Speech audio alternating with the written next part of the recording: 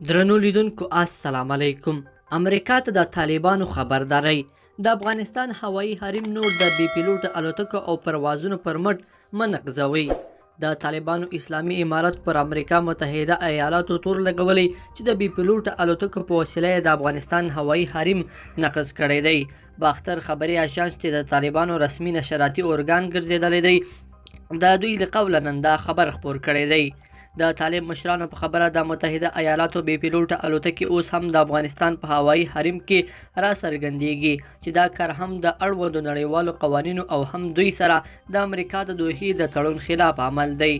طالبانو په ټولو هیوادونو په ځانګړي ډول پر امریکا غږ کړی دی چې د نړیوالو تعهداتو، ژمنو او قوانینو په رڼا کې له افغانستان سره د متقابل درناوي او کړو ژمنو تر سیوري لاندې تعامل وکړي، څو د دوی په وینا د ټولو بدو عواقبو مخه ونیول شي.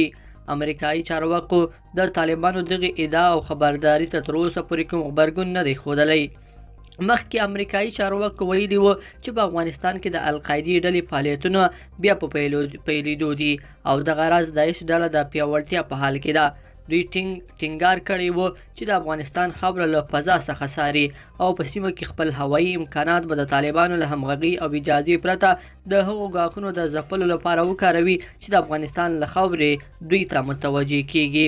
لیدونکو په دې هیله چې دا مطلب به مو راسره تر پایه پورې لیدلی وي. که مو دا ویډیو خوښه شوې ویډیو لایک کړئ، د سره او چینل سبسکرایب کړئ. تر بیا ښه وخت.